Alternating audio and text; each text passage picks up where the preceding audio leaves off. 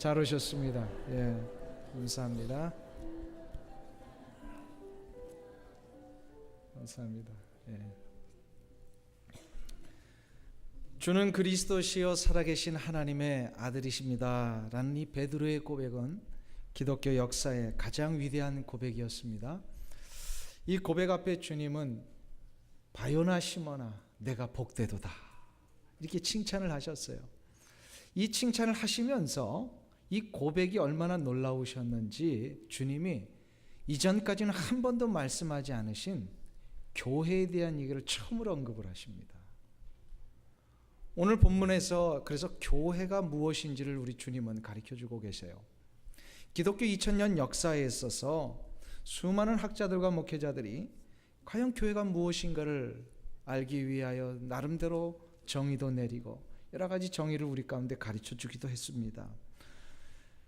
그러나 그 무엇보다도 가장 확실한 교회의 정의는 우리 주님이 내려주신 거예요.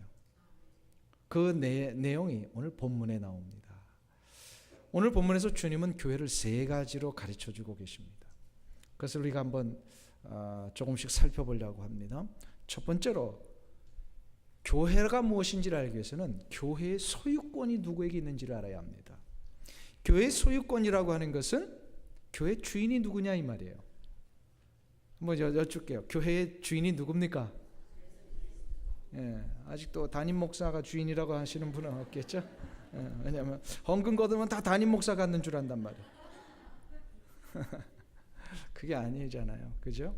교회 주인이 누구예요? 예수 그리스도. 교회 주인은 예수 그리스도 뿐이십니다.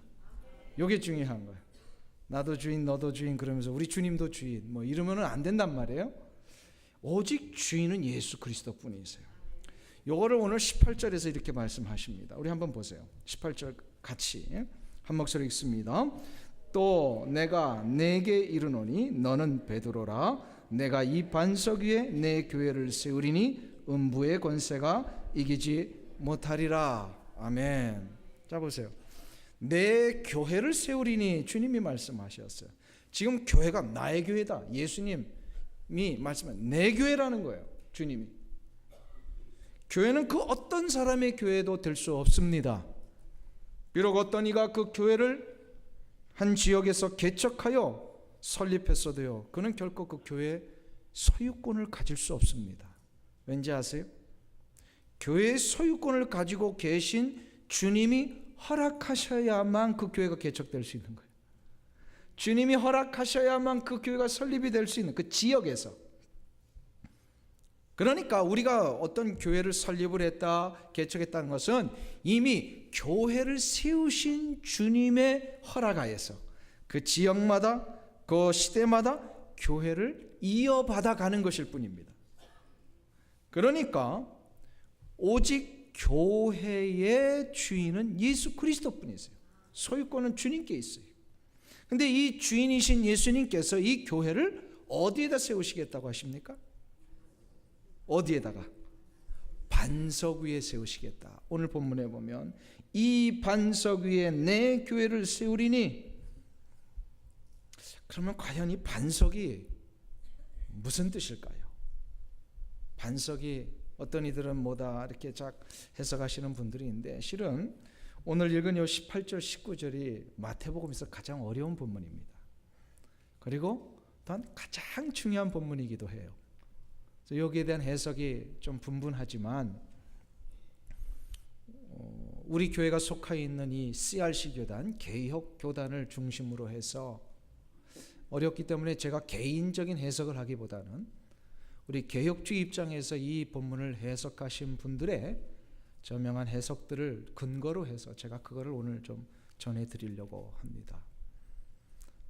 한마디로 이 반석 위에 내가 교회를 세우겠다 하셨을 때 이 반석은 베드로가 주님은 그리스도시요 살아계신 하나님의 아들이십니다라고 하는 이 신앙의 고백을 얘기를 합니다. 근데 이것을 신앙의 고백으로 여기지 않고 이 반석을 잘못 해석한 그런 기관이 하나 있어요. 그게 로만 캐톨릭입니다. 로만 캐톨릭은 이 반석을 베드로라고 해석을 했어요. 왜냐하면 방금 전에 내가 너는 베드로라 이 반석 위에 내가 교회를 세우겠다 하셨기 때문에. 근데 헬라어로 보면 베드로라는 이 단어와 반석이라는 단어가 비슷해요. 베드로라는 단어가 페트로스고요, 반석이 페트라예요. 그러니까 비슷해서 주님이 이 비슷한 단어를 같이 혼용해서 너는 베드로라, 그래서 내가 이 교회를 베드로 위에 세우겠다 하신 것으로 해석을 합니다. 그런데 많은 학자들이 동의하는 것은 페트로스라는 단어와 반석을 뜻하는, 그러니까 페트로스는 베드로입니다.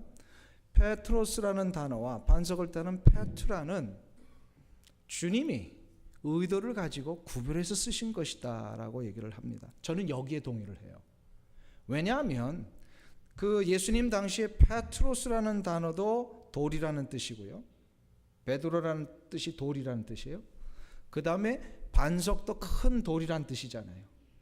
이것이 그 당시에는 같은 단어처럼 혼용해서 썼다라는 그 주장이 있습니다. 여기 이 의의를 제기할 필요는 없어요. 그럼에도 불구하고 주님이 이 두 단어를 한 문장에서 달리 쓰셨다라는 것이 좀 우리가 주목을 해야 합니다. 왜 달리 쓰셨을까요? 만일에 이 두 단어가 같은 의미라면 주님이 너 이름은 이제부터 페트로스라고 해라, 베드로라고 해라, 그리고 내가 이 페트로스 위에 교회를 세우겠다, 이렇게 얘기를 하셨어야 된다는 거예요. 근데 그렇게 얘기를 안 하시고 어떻게 하냐면 너는 페트로스라, 베드로라 그러시고 이 페트라 위에 교회를 세우겠다라고 하셔서 구별하셔 쓰셨어요. 그 이유가 있습니다. 이 페트로스라는 단어와 페트라는 단어는요, 채석장에서 나오는 단어예요. 채석장이 뭐죠?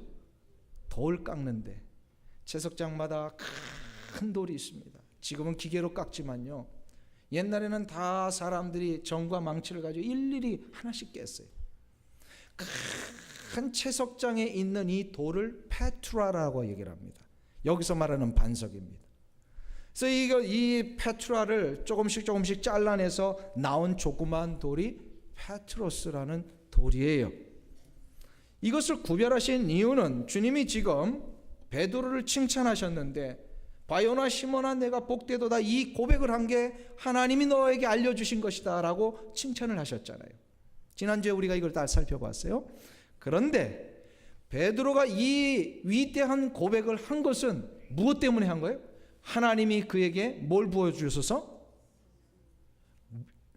믿음을 부어주셨다. 우리 지난주에 얘기를 했잖아요. 이게 선물로 주셔서 이거를 알게 하신 이는 하나님이신데, 하나님께서 우리에게 믿음을 부어주셔서 이 믿음을 가지고 우리가 깨달아 알게 된 거잖아요. 그러니까 뭐가 더 먼저예요? 내가 고백해서 안 게 먼저예요? 믿음이 먼저예요? 믿음이 먼저잖아요. 믿음이. 그래서 주님이 이 얘기를 하시는 거예요. 너가 그렇게 고백한 것은 바로 이 위대한 믿음의 반석 위에서 이루어진 것이다. 아멘. 그러니까 베드로 개인에게 교회를 세우시겠다는 게 아니라 이러한 믿음의 굳건한 신앙 고백, 곧 이 반석 위에 교회를 세우시겠다라는 거예요. 믿습니까? 요거를 캐톨릭은 혼동했어요. 그냥 베드로라고 했어요. 왜냐하면 베드로가 자기들의 주장에 의하면 초대 교황이거든. 초대 교황으로 해석을 합니다. 그러니까 이 원리대로 해석을 해버리면 베드로 위에 교회 세우시겠다니까 뭐예요? 초대 교황 위에 교회를 세우셨어요. 그러니까 교회의 기초가 누구예요? 교황이란 얘기예요. 교회 위에 교황이 있는 거예요. 이거는 분명히 잘못된 해석이에요. 주님의 의도를 잘못 왜곡했어요. 우리는 분명히 알아야 합니다. 교회가 초대 교황인 베드로 위에 세워진 것이 아니라 베드로가 했던 그 믿음의 고백 위에 세워진 거예요. 믿음이 중요해요. 이 믿음의 고백의 궁극적인 대상이 누구세요? 이 믿음을 가지고 우리가 고백을 할 때 그 고백의 대상이 누구세요? 지금 예수 그리스도. 그래서 이 고백의 주인공은 예수 그리스도이세요. 그러니까 교회의 주인은 예수 그리스도이시라는 거예요. 아멘. 좀 너무 어려운 얘기를 했어요 오늘? 최선을 다해서 제가 쉽게 설명한 거예요. 이보다 더 쉽게는 설명 못해요. 그러니까 나중에 그 CD를 한번 다시 들어보세요. 그러니까 결론만 하시면 돼요. 무슨 얘기예요? 예수님의 이 말씀은 베드로 위에 교회를 세우신 것이 아니라 뭐 위에? 베드로가 했던 그 믿음의 고백 위에 교회를 세우셨다. 그러니까 교회의 주인은 예수 그리스도이시고요, 어떠한 인간도 교회의 주인이 될 수 없습니다. 아멘. 이것을 안다면 교회는 결코 교황 앞에 머리를 조아리며 경배해서는 안 됩니다. 교회가 누구입니까? 교회는 바로 구원받은 성도들의 모임, 이 성도의 무리예요. 성도가 교회예요. 그러니까 성도가 교황을 향하여 머리를 조아리고 경배를 하면 교회가 그를 향하여 경배하는 거예요. 이건 잘못됐잖아요. 안 돼요. 교황이 가는 곳마다 얼마나 많은 성도들이 고개를 조아리며 교황을 막 환호하고 예수님처럼 막 모시고 있다. 교황이 교회 위에 있다고 생각했기 때문에 그렇습니다. 교회는 결코 어떤 한 인간에게 머리를 숙이며 경배해서는 안 됩니다. 교회는 오직 전능하신 하나님과 우리 주 예수 그리스도에게만 경배를 해야 합니다. 이것을 분명히 안다면 우리 개신교 교회 성도들도 교회 안에서 어떻게 처신하고 어떻게 행동해야 될지를 다시금 정리할 수 있습니다. 방금 전까지는 이제 캐톨릭의 그 잘못된 해석을 얘기를 했다면, 이제는 제대로 해석하고 있는 우리 성도들이 이 개신교 교회 안에서 어떻게 해야 되느냐 이 말이에요. 교회 안에서 예수님이 주인이심을 안다면, 예수님을 주인으로 고백하는 우리 성도들은 어떻게 교회에서 행동해야 되는가? 많은 사람들이 교회의 주인이 예수님이시라고 말로는 하지만 실제로 어떤 일들을 막 이루어 나갈 때 보면요, 자기 자신이 주인 노릇하는 사람들 많아요. 무엇인가를 결정하고 교회 안에서 어떤 사역을 진행할 때마다 자신의 경험과 자신의 지식, 자신의 개인적인 의도와 목적을 관철시키기 위하여서요 주장하고 주인 노릇하는 사람들 많아요. 만일에 예수님 주인이시라고 말로는 하면서도 실제로는 자기가 주인 노릇하는 이거 예수님 모욕하는 거예요. 예수님 모욕하는 거예요. 우리는 분명히 알아야 합니다. 교회의 주인은 예수님 뿐이십니다. 교회 설립자는 예수님이세요. 예수님이 주인공이세요. 그러니까 예수님이 주인임을 인정하는 자, 그를 진짜 받아들이는 자들은요 분명히 한 가지가 나타나야 됩니다. 한 가지가 나타나. 무엇인가를 결정을 하고 무엇인가를 이루려 할 때에 내가 판단하고 딱 먼저 가는 게 아니라 어떻게 되냐면, 예수님이 이 상황에서 무엇을 원하시는지를 먼저 여쭤봐야 됩니다. 먼저 구해야 돼요. 주님이 원하시는 뜻이 무엇인지를 구하며 요청한 후에 주님의 뜻을 가르쳐 주실 때까지 기다려야 돼요. 주님의 뜻과 의도를 분명히 확인할 때까지 기다렸다가 그 기다림 후에 주님이 가르쳐 주신 후고 나면 그걸 행동을 해야 돼요. 이게 진짜 교회의 주인을 예수님으로 모시는 자의 모습이에요. 사랑하는 성도님 여러분, 제가 다시금 묻습니다. 이 교회의 주인은 누구십니까? 진짜입니까? 예수님을 주인으로 진정으로 인정한다면 앞으로 우리 교회에서는 주장할 수 없습니다. 혈기를 부릴 수 없습니다. 내 의견이 관철 안 되면 끝장 내보겠다라고 하는 이런 무지막지한 발상을 버려야 합니다. 지금 교회들을 한번 보십시오. 우리 교회를 얘기를 하는 게 아니라 이제 전체 이민교회, 한국교회들, 교회 분열과 갈등과 싸움이요 너무 도를 넘어섰어요. 너무 아파요, 가슴이. 왜 그렇다고 생각하십니까? 주인이 주님이라고 말로 하지만 실제로 구체적인 일을 할 때는 내가 주인 역할을 하는 거예요. 혈기가 나오는 거예요. 끝까지 이거 한번 내가 간절시켜 보겠다고 끝까지 가는 이 위험한 발상들, 이게 막 만연되어 있어요. 절대로 이런 일이 일어나면 안 됩니다. 왜요? 어떤 일이 일어났을 때 판단이 안 쓴다면요 기다려야 돼요. 주님 가르쳐 주실 때까지 기다려야 돼요.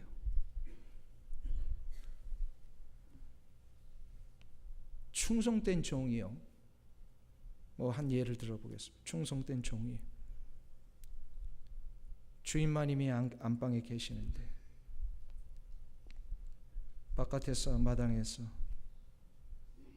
대감마님 이 문제를 어떻게 할까요? 여쭤봤어요. 근데 대감마님이 앉아 계시는데 대답을 안 하셔.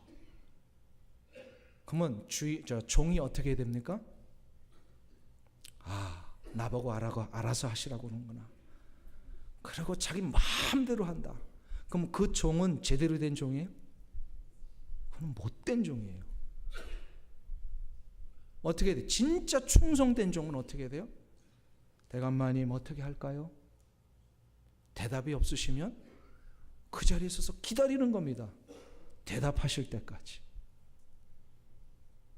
교회의 주인이 우리 주 예수 그리스도이심을 진짜 인정한다면 응답이 없으실 때는 하면 안 돼요.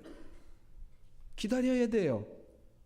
주님의 교회이니까 주님이 원하신 대로 분명히 하신단 말이에요. 아멘. 그러니까 여기에 대하여 우리가 다 순종하고 마음을 겸손하게 그리고 기다려야 돼요. 주님이 명령을 내리실 때까지 기다리는 종이 진정으로 충성된 종입니다. 아멘. 이게 바로 이 반석에 내 교회를 세우리니 하시는 주님의 원래 뜻이세요. 두 번째로 주님께서는 오늘 이 본문을 통하여 교회의 능력이 무엇인지를 가르쳐 주십니다. 교회의 능력이 있다는 거예요. 바로 교회는 음부의 권세를 이기는 능력이 있습니다. 오늘 18절 후반절에 보시면 주님께서 이렇게 말씀하셨어요. 음부의 권세가 이기지 못하리라. 뭘 못 이긴다는 거예요? 음부의 권세가 교회를 이기지 못한다는 거예요. 음부가 뭘까요? 음부를 헬라어로는 하데스라고 표현합니다. 하데스는 이 이스라엘 땅에서 보면은요, 누군가 사람이 죽었을 때 이렇게 버리는 곳, 이런 의미예요. 옛날에도 우리 이렇게 시체 태우는 곳 이렇게 하시죠. 사람 죽으면 가가지고 이렇게 시체를 태우고 이런 곳이 이게 하데스예요. 그러니까 그 이미지가 뭐예요? 불결하고 더럽고 음침하고 이게 바로 지옥의 의미예요. 그리고 이건 죽음을 얘기를 해요. 음부의 권세라고 하는 것은 죽음의 권세요, 지옥의 권세요. 이것을 아직 악용하고 있는 뭐예요? 마귀의 권세입니다. 그런데 주님이 이 죽음의 권세가 교회를 이기지 못하리라 말씀하셨어요. 믿습니까? 다시 말하면 교회는 죽음의 문제를 이긴다는 겁니다. 왜 교회가 죽음을 이길까요? 이 죽음의 문제를 왜 교회는 이길 수 있을까요? 주님이 세우셨기 때문입니다. 주님이 세우셨다는 것은 주님이 교회를 붙들고 계십니다. 주님이 교회를 붙드시는 한 주님은 이 교회에 주의 그 거룩하신 생명의 능력을 자꾸 부여해 주십니다. 생명의 능력이 부여해 된다는 것은 두 가지입니다. 첫째는 공동체 자체의 생명을 부여해 주시는 거예요. 그 또 다른 하나는 공동체에 속해 있는 개인에게 또한 생명을 부여해 주신다는 거예요. 먼저 공동체에 이 생명을 부여해 주신다는 게 무슨 뜻일까요? 교회 공동체 자체가 생명력이 있습니다. 교회 안에 들어오면 생명의 역사를 얻습니다. 이게 주님이 보장하신 거예요. 그래서 혼자 믿음 생활하는 것보다 교회 생활을 같이 하는 게 더 유익한, 아니 더가 아니라 확실합니다. 혼자 하면 실패합니다. 혼자 하면 실패해요. 우리 주변에 보면은요, 교회 생활 안 하고 혼자 인터넷에서 예배 드리는 분들이 있어요. 그 처음엔 잘 되는 것 같지만 다 넘어집니다. 보세요. 믿음이 크지 않습니다. 아궁이에서 불을 떼는데 장작을 꽉 넣고 활활 타오릅니다. 잘 타더니 장작 하나를 이렇게 아궁이에서 끄집어 놔가지고 저 바깥에 내놔 보십시오. 이 장작이 어떻게 되는가? 금방 식어버립니다. 하나님의 거룩한 나라와 역사를 위하여 타오르고 불꽃같이 살기 위하여서는요, 교회 공동체 안에 같이 모여 있어야 돼요. 뭐 있어야 돼요.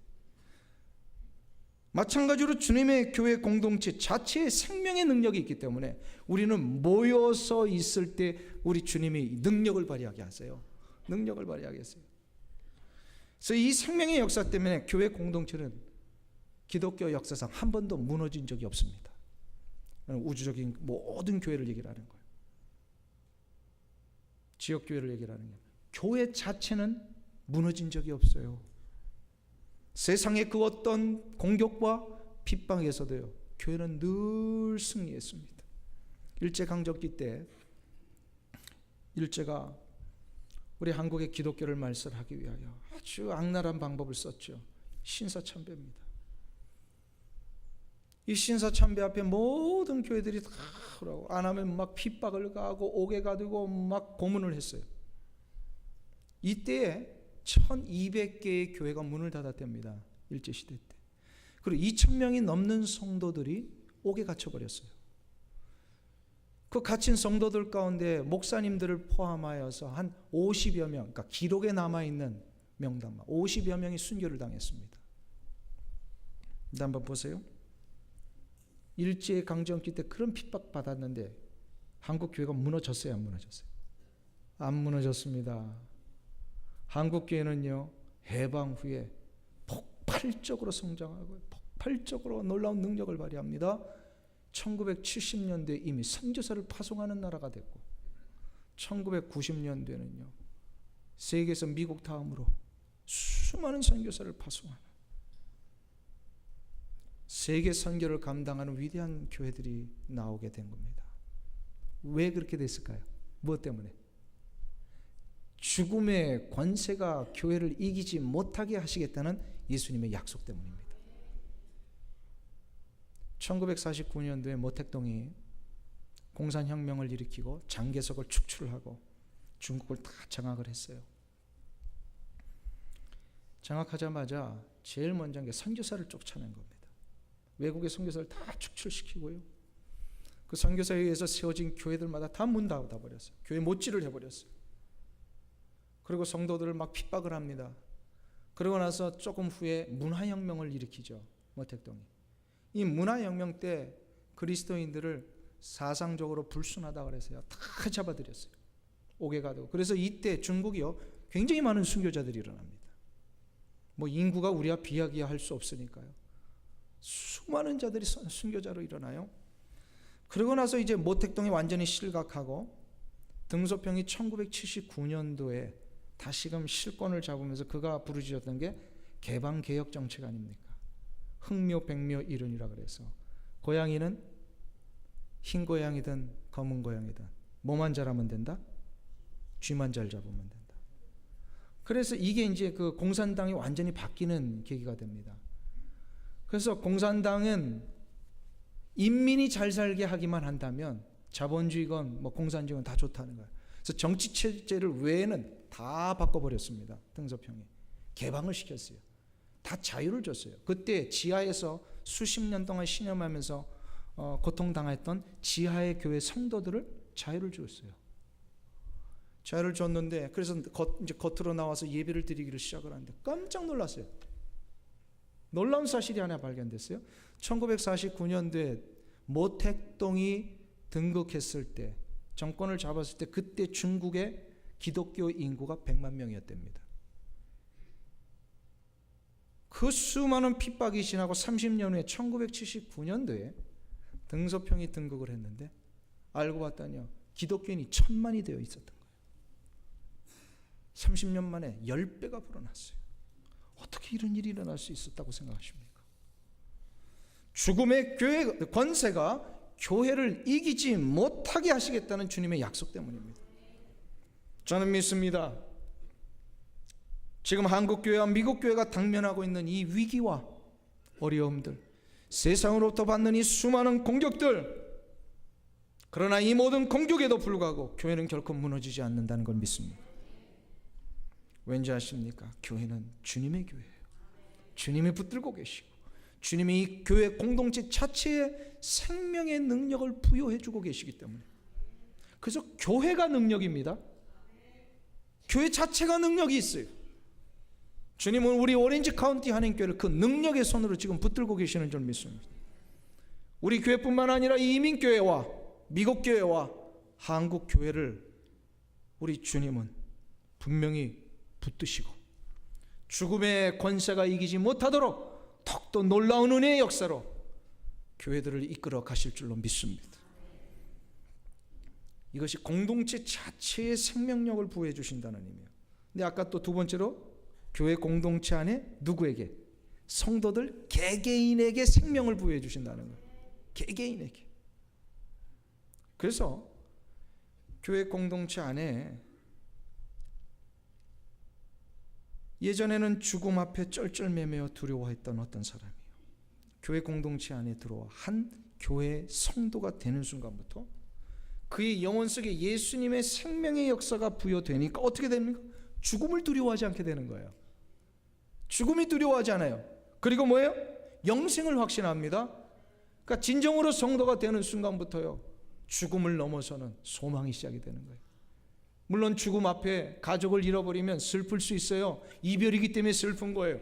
그러나 세상 사람들처럼 죽음이 끝이라고 여기지 않습니다. 죽음 앞에 그래서 통곡하며 땅치지 않아요. 왜요? 죽음은 영원한 하나님의 나라에 들어가 영생할 수 있는 관문이기 때문에. 다시 만날 것을 우리가 기다리잖아요. 슬프지만 소망이 있어요. 그래서 이것을 아는 자는 죽음을 겁내하지 아니하고 도망치지 아니하고 기꺼이 맞이한다는 거예요. 그러니까 개인이 어떻게 되는 거예요?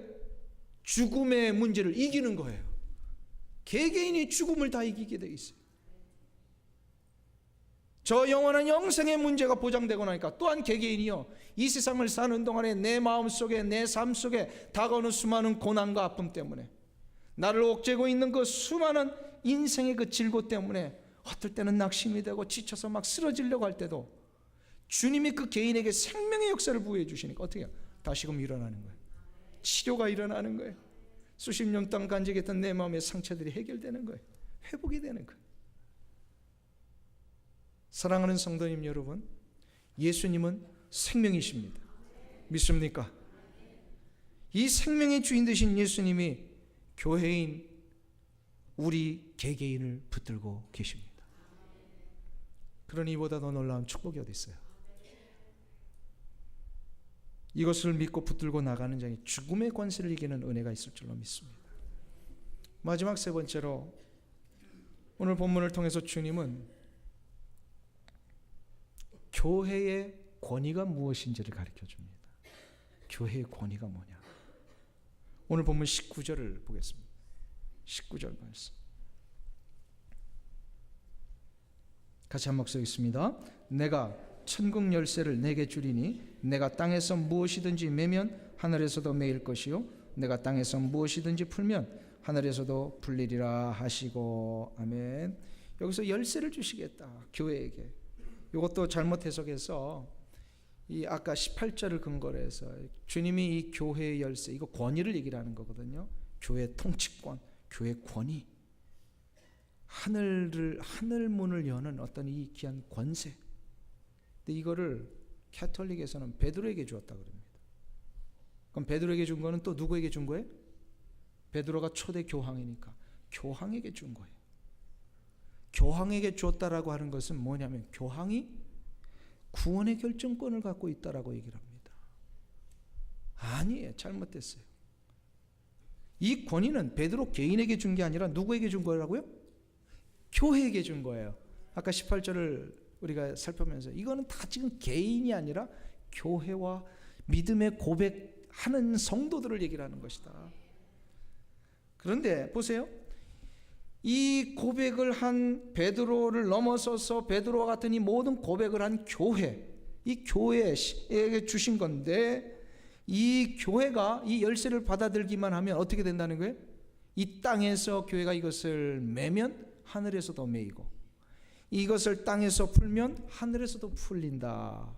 이게 권위를 얘기를 하시는데 이게 조금 어려운 얘기입니다. 그럼 과연 주님이 교회가 매고 푸는 것을 뭐라고 얘기를 하신, 뭘 의도를 하신 걸까? 뭘 매고 뭘 푸는 겁니까? 이게 이제 우리가 다시금 정리해야 돼요. 매고 푸는 게 뭐예요? 헬라어로 보면 매는 것을 데오라고 하는 단어를 썼어요. 이 데오라고 하는 단어는 금지시킨다는 뜻이에요.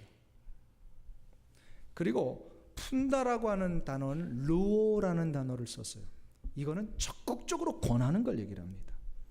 그러니까 교회가 이 땅에서 우리 주님의 그 거룩하신 뜻을 위하여 금해야 될 게 있고 적극적으로 권해야 될 게 있더라는 거예요.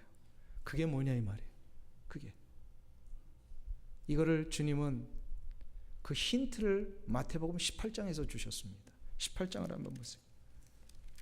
15절부터 20절입니다.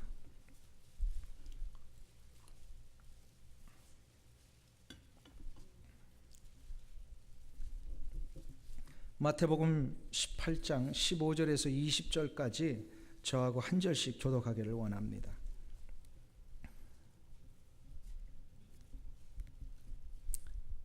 내 형제가 죄를 범하거든 가서 너와 그 사람과만 상대하여 권고하라. 만일 들으면 내가 형제를 얻은 것이요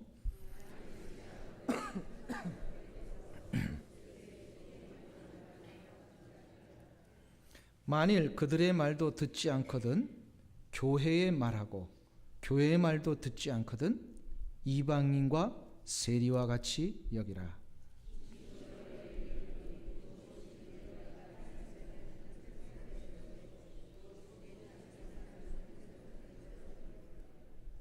진실로 다시 너희에게 이르노니 너희 중에 두 사람이 땅에서 합심하여 무엇이든지 구하면 하늘에 계신 내 아버지께서 저희를 위하여 이루게 하시리라.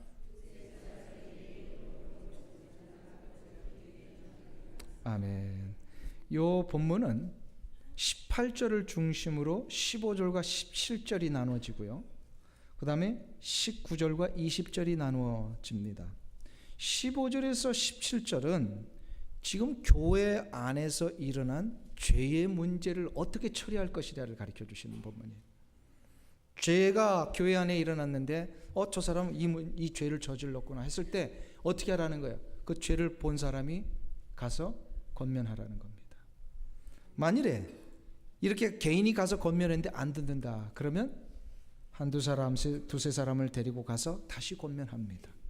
그래도 안 들으면 교회에게서 교회가 권면을 하게 하는 거예요. 그래도 안 들으면 어떻게 되라고요?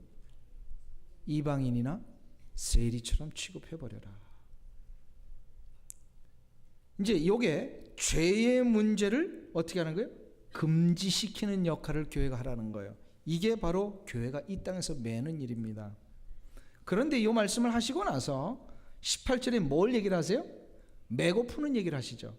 진실로 너희에게 이르노니 무엇이든지 너희가 땅에서 매면 하늘에서 매일 것이요 무엇이든지 땅에서 풀면 하늘에서도 풀리리라. 그래서 매는 문제를 15절부터 17절까지 얘기하셨다면 푸는 문제를 19절에서 20절까지 얘기를 하시는 거예요. 어떻게 푸느냐? 19절과 20절 보면요, 두세 사람이 모여서 어떻게 하라는 거예요? 두세 사람이 모여서 합심으로 기도를 하라.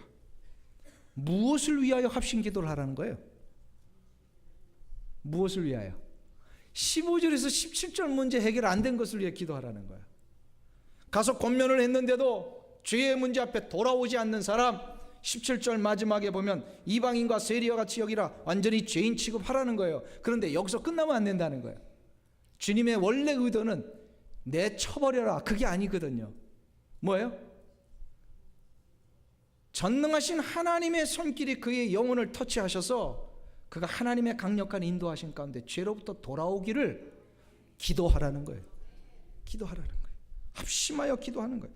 이게 진짜 주님의 의도세요. 그래서 죄의 문제 앞에는 교회가 이 부분을 분명히 금지해야 합니다. 이게 교회가 매는 거예요. 죄의 먼지가 있을 때 좋은 게 좋은 거라고 그냥 덮어버리고 죄가 아닌 것으로 자꾸 얘기를 해버리고 그냥 아무렇지도 않게 여기면 안 되는 거예요. 죄는 죄로 분명하게 얘기해야 돼요. 죄는 분명하게 얘기해야 돼요. 간음죄, 사기죄, 거짓말, 모든 거 이런 거 다 분명하게 죄라고 얘기를 해야 돼요. 동성연애 죄예요. 얘기를 하라는 거예요. 그러나 이 문제를 놓고 우리는 다시 전능하신 하나님의 손을 구하며 풀어주시기를 위하여 기도해야 되는 거예요. 구원의 문제는 우리가 하는 게 아니라 전능하신 하나님이 하시는 거예요. 그러나 그 구원의 역사를 위하여 우리가 여기서 간구하며 기도하는 거, 이게 땅에서 푸는 거예요. 그러면 어떻게 해요? 하나님이 천국에서 그 문제를 풀어내세요. 풀어내세요. 사랑하는 성도님 여러분, 이 권위가, 이 권세가 교회에게 주어져 있습니다. 교회에 주어져. 그러니까 교회는요, 금지시키는 일에서 어떤 때는 권징이 필요해요. 어떨 땐 치리를 해야 돼요. 치리를 해야 돼요. 그렇지만 그 모든 것이 다시금 하나님 앞에 회복되기를 위하여 기도하는 일을 놓치지 않아야 합니다. 다시 정리하면 뭐예요? 죄에 대하여 금지시키는 것이 매는 것이요, 이 문제를 해결해 달라고 기도하는 것이 푸는 겁니다. 할렐루야. 이거를 교회 성도들이 다 하라는 거예요. 다 해야 돼요. 모두가 다. 한 사람도 빠짐없이. 근데 더 놀라운 사실이 있어요. 이렇게 우리가 땅에서 풀기를 위하여 합심하여 기도하면 하나님은 응답 100%. 아멘. 특별히 영혼의 문제를 위하여, 이 문제를, 죄의 문제를 위하여 우리가 기도하면 100% 응답하신다는 거예요. 그리고 합심하여 기도하면 빨리 응답해 주세요. 급속하게 해주세요. 그래서 기도가 교회에 행할 수 있는 가장 중요한 권징이요, 치리요, 능력입니다. 교회가 치리예요. 기도가 치리예요. 기도가. 이 기도하면요, 죄 가운데 얽매이는 영혼들이요, 영원한 생명의 나라로 들어옵니다. 영원한 생명의 나라로 들어와요. 저 아프리카에서, 저 남미에서 태어나면서부터 한 번도 혜택을 못 받아가지고 그냥 우상과 이 악령신에 사로잡혀서 어둠 가운데 헤매고 있는 저들이 그 죄가 죄인지도 모르고 이런 일에 다 빠져 있을 때 저들의 문제를 해결해 달라고 우리가 여기서 합심하여 저들의 이 악령으로부터 풀려지고 하늘의 그 놀라운 구원의 역사가 임하여 주시옵소서 기도할 때에 하나님은요, 우리가 한 번도 가보지 못한 지역이지만 그 땅에서 풀어내신다니까요. 이게 기도의 능력이에요. 기도의 능력이에요. 한국에 계신 우리 가족들, 혹은 저 멀리 떨어져 있는 우리의 자녀들, 아직도 예수 믿지 않고 너무나도 죄가 죄인지도 모른 채 그냥 타협하고 살고 있다면요, 이전에 나와서 같이 기도해야 돼요. 같이 기도하면서 하나님, 우리의 가족을 좀 살려주세요. 우리의 자녀들 이대로 가다가는 망합니다. 하나님, 예수 믿게 해주세요. 기도하며 저들이 빠져있는 죄로부터 돌아오기를 위하여 간절히 기도할 때 이 땅에서 푸는 기도는 하나님이 분명히 그 현장에서 풀어내십니다. 그렇기 때문에 기도가 치유의 능력이고 회복의 역사며 기도는 생명의 역사를 하나님이 시작하십니다. 이 능력과 이 특권이 우리에게 주어진 줄로 믿습니다. 사랑하는 성도님 여러분, 기도하시기를 축원합니다. 우리 주님이 보장하신 천국의 열쇠를 가지고 죄를 결박하고 축출하십시오. 그리고 마음을 모아 죄 가운데 빠져있는 영혼들을 위하여 기도하고 간구하십시오. 그 기도는 천국의 능력을 여는 열쇠가 될 줄로 믿습니다. 이 은혜가 있기를 간절히 축원합니다. 기도합니다. 하나님 아버지, 감사합니다. 우리 같은 자들을 불러서 구원해 주신 것만도 감사하온데 우리 같은 자들 위해 이 교회를 세워주시니 감사합니다. 또한 하나님, 우리 같은 자들을 위하여 하나님이 놀라운 천국의 권세를 주신 것 감사합니다. 우리가 기도할 때 하나님께서 풀어내실 줄로 믿습니다. 하나님이여, 죄와 절망 가운데 헤매고 있는 자들을 위하여 우리가 합심하여 기도하기를 원합니다. 하나님이여, 우리가 두 손 들고 이 땅의 회복을 위하여 기도할 때에, 미국이 돌아오기를 위하여 기도할 때에, 하나님이여, 두건 우리의 조국과 조국 교회가 하나님 앞에 다시 한번 일어나기를 위하여 기도할 때에 하나님은 풀어주실 줄로 믿습니다. 이 기도의 능력을 우리 모두가 다 소유했사오니 이 능력을 가지고 천국의 능력을 연장해서 풀어내는 귀한 성도들 다 되게 하여 주시옵소서. 예수님의 존귀하신 이름으로 기도하옵나이다. 아멘.